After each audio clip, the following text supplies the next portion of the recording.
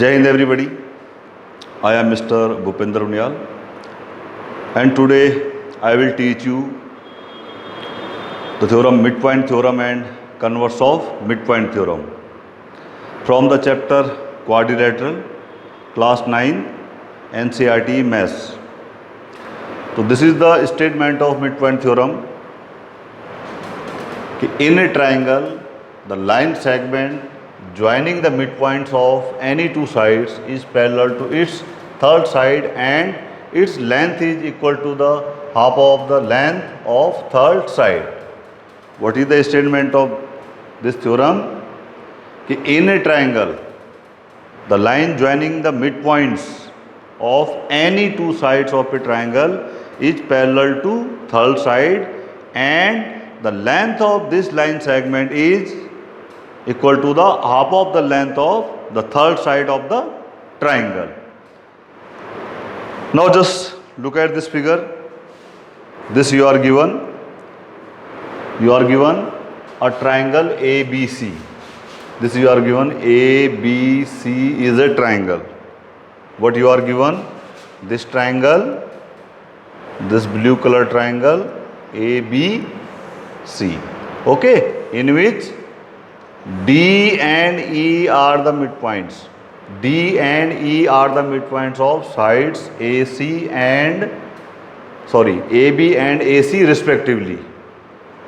D is the midpoint of AB. It means this BD will be equal to AD.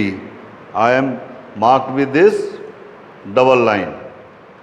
If D is the midpoint of AB, therefore what will happen? AD is equal to BD. What you are given? AD is equal to BB. And if it is given E is the midpoint of AC, so therefore AE will be EC. These things you are given. Now what you have to prove? Is the line segment joining by midpoints, this DE is parallel to third side. What is the third side? BC. So what you have to prove? This DE is parallel to BC and the length of this DE is equal to the half of the length of BC. The second part, what we have to prove? DE is equal to 1/2 BC. DE is equal to 1/2 BC. So this is the statement of the theorem. Now just look here. Construction. See this red color. This is our construction. What we did? We extend this DE side to point F such that DE is equal to EF. What is our construction? We produce the line segment DE such that DE is equal to EF. This DE is equal to EF. This we have written here. Now join CF. Join CF. Is it okay? Join CF. Now just look at these two triangles. Triangle ADE and CFE. ADE and CFE. Just look the first side. What is there? This AE is equal to EC. Here we have written because E is the midpoint. A is equal to CE because E is the midpoint and it was given. It was given. Now just look here.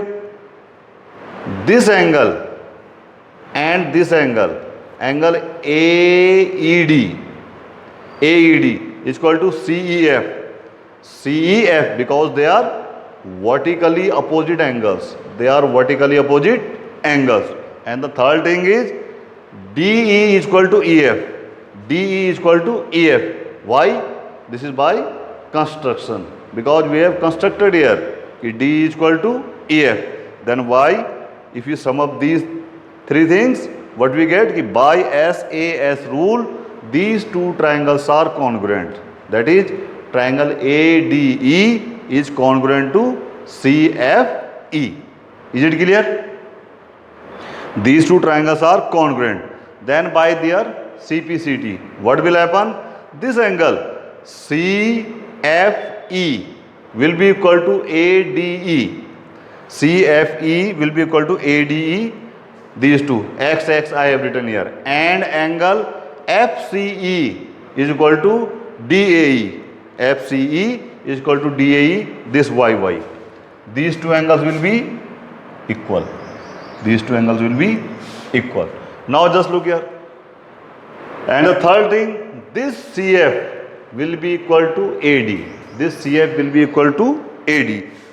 So these are the three results from the CPCT of these two triangles. Now just look here.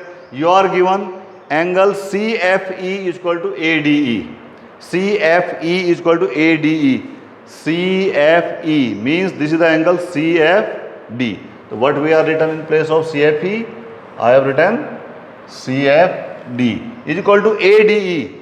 ADE means ADF. So what we are writing in place of ADE? ADF. And what there we are taken? X. They are taken X. Is it okay?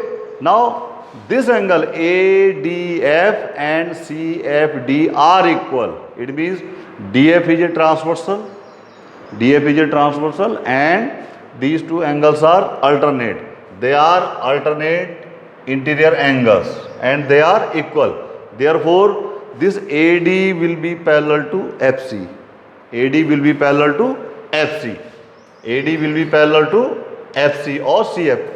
If AD is parallel to this FC, then the small part of AB, which is BD, BD will also parallel to CF.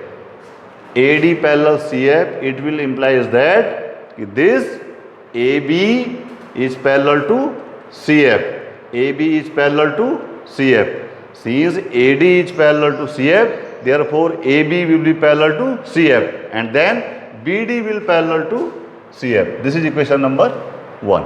This is equation number 1. Again, what you are given? This AD is equal to BD.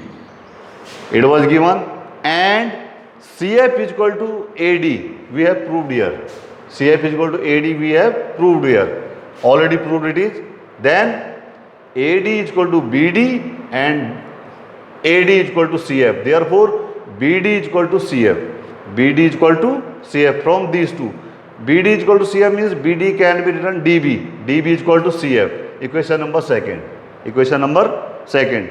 Now just look at equation 1st and 2nd. In the equation 1st it is DF parallel CF and the equation number 2nd DB is equal to CF. Yani DB parallel CF. This one. This DB is parallel to this one and this is equal to this. Yani one pair of opposite sides are parallel and equal. One pair of opposite side parallel and equal. Therefore, this DECF is a parallelogram. DBCF is a parallelogram. DBCF is a parallelogram. Now, since DBCF is a parallelogram, therefore, this line, which line? This DF will also parallel to BC. This DF will also parallel to BC. Therefore, DF parallel BC, it will implies that this small part of DF, which is DE, this DE will also parallel to BC. And this is the proof of first part of this theorem. This is the proof of first part of midpoint theorem. DE parallel BC. Again, you are given DF is equal to BC. DF is equal to BC. And what is the value of DF? DF can be written as DE plus EF. Therefore, DE plus EF is equal to BC. What is DF? DF is the sum of this one. DE plus EF. Just look here. DF is DE plus EF is equal to BC. Now, since DE is equal to EF, DE is equal to EF, this was from the construction. So, we can write in place of EF, can we write DE? in place of this one. So D plus D is equal to BC. D plus D is 2DE is equal to BC. Therefore, D is equal to half of BC. D is equal to half of BC. So this is the proof of second part of this theorem. So we can say if in a triangle we join the midpoints of any two sides of a triangle, then this line segment is parallel to third side and the length of this line segment is half of the length of the third side of the triangle. Now just look at the converse of midpoint theorem. So what is the statement of this theorem? In a triangle, line drawn from the midpoint of one side of a triangle which is parallel to the other side intersects the third side at its midpoint. Is it okay? In a triangle, a line drawn from the midpoint of the one side of triangle parallel to other side intersects the third side at its midpoint. Suppose this is a triangle given ABC. This is a triangle given ABC in which D is the midpoint of AB. It means this DB will be equal to AD.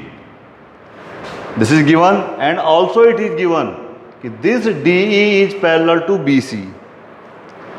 The line segment DE is parallel to BC. It is given. What you are given?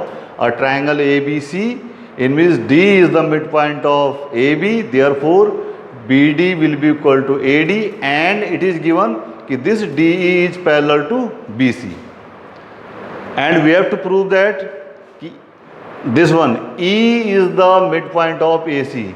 This line segment which is drawn to parallel to this line segment BC will intersect the third side which is AC at its midpoint. What you have to prove? E is the midpoint of AC. E is the midpoint of AC. This we have to prove. Now just look at the construction.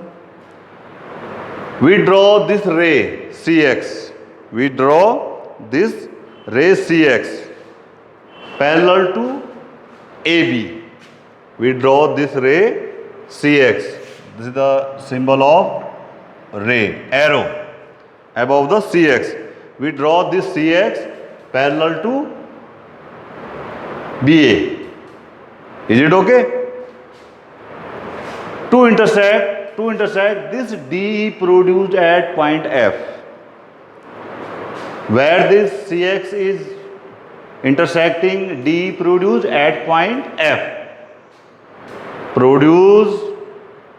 Draw CX parallel to AB to intersect DE produced at point F. Now just look here. Since CX parallel, this CX is parallel to AB. Therefore, this CF will also parallel to which one? This one, AB. Is it there? This CF parallel AB. Is it okay? And therefore, and it was given DE parallel BC and DE is parallel to BC, and this line is parallel to this. DE is parallel to BC. Therefore, what will happen? This DF will also parallel to BC, and then BCFD is parallelogram. If BCFD is parallelogram, then what will happen? By this BD will be equal to CF. Okay, BD will be equal to CF, and BD was equal to AD. Since BD was equal to CF and BD is equal to AD, therefore what will happen? This AD will be equal to CF. This AD will be equal to CF, which is equation number 1. Another thing, since again BC, FD is parallelogram, therefore BD parallel to CF. Therefore, this, if BD is parallel to CF, then this whole AB will be parallel to CF. and therefore this AD will also parallel to CF. This is equation number second. And third thing, angle DAE will be equal to which one? ECF or FCE. These two angles will be equal. Is it clear? Because they are parallel lines. Because AD is parallel to CF. Now just look here. Now take these two triangles, this ADE and CFE. What is there? Since angle DAE is equal to FCE, from where? Here. DAE is equal to FCE. This is from equation 3rd.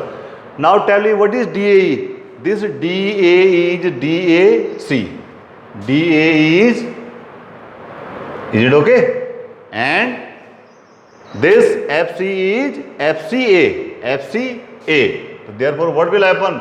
They are alternate interior angles and they will be equal. So Y angle DAE is equal to FCE because AB was parallel to CF and they are alternate angles. Again, AD is equal to CF. Here we have proof. Equation number 1. AD is equal to CF, already proved in first part. And the third one, this angle AED is equal to CEF because they are vertically opposite angles. Now, by this rule, and we have taken this angle and this side. By angle side rule, triangle ADE congruent to triangle CFE. Now by CPCT. Now we are using CPCT. Just draw two triangles, ADE and CFE. Now what part we have taken there? Angle DAE is equal to FCE. Anywhere there is A, there is C of the another triangle. If here is A, so here will be C of this triangle. Look at the another angle AED. Yani where there is angle E, there will be angle E of triangle CF. So now both the triangles are in CPCT positions. Now by CPCT, just look here. What you are watching? If you will superimpose this triangle CFE to this ADE, so these two sides will be equal. AE is equal to C. So by CPCT, AE is equal to EC. This is AE is equal to EC. And then E is the midpoint of AC. And this we have to prove. Just look what we have to prove in this question. E is also the midpoint of AC. So this is the theorem which is converse of midpoint theorem. Now we are starting exercise 8.1 and this is question number 1. This is question number 1. Prove that the quadrilateral formed by joining the midpoints of any quadrilateral is a parallelogram. Prove that the quadrilateral formed by joining the midpoints is a parallelogram. Let you are given a quadrilateral A, B, C, D. You are given the quadrilateral A, B, C and D. Is it okay? P, Q, R, S. These are the midpoints of AB, BC, CD and DA. P, Q, R and S are the midpoints of the sides. P is the midpoint of AB, Q is the midpoint of BC, R is the midpoint of CD and S is the midpoint of DA. If I join these midpoints, P to Q, Q to R, R to S, then we have to prove that this PQRS is a parallelogram. PQRS is a parallelogram. Now just look at the proof. So what we are doing first, we are joining the diagonal AC with this red color. we have to join this diagonal AC. Is it okay? Now look in the proof. Look at this triangle, this radius now, ADC. ADC, is it like this? Just look here. ADC is like this. This is what? A, this is D, and this is C, and this is what? This is S, and this is R. Is it there? Just look. If you rotate this triangle like this, you will get this. Now S and R are the midpoints. If they are the midpoints, then by the midpoint theorem, this SR will be parallel to AC. This SR will be parallel to AC, and this SR will be equal to half of AC.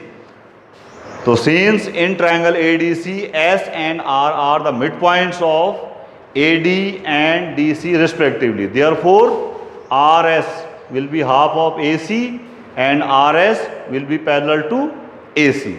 Parallel to AC. Now similarly in the triangle this one, ABC. ABC. Just look here. What is there? Again P and Q are the midpoints. So therefore again by the midpoint theorem, this PQ will be parallel to this AC, and PQ is half AC. So similarly in triangle ABC, PQ will be half of AC and PQ will be parallel to AC. Is it okay? So this is equation number 1 and this is equation number 2. From equation first and second, what is there? RS is equal to half AC and PQ is equal to half of AC. It means RS is equal to PQ or not? Just look at these two results. And again, here look, RS parallel AC and PQ parallel AC. It means RS will also parallel to PQ. Now what is there? One pair of opposite side is parallel and equal. And this is the property of a parallelogram. It means PQRS is a parallelogram. PQRS is a parallelogram. So that's all for today. Thank you very much.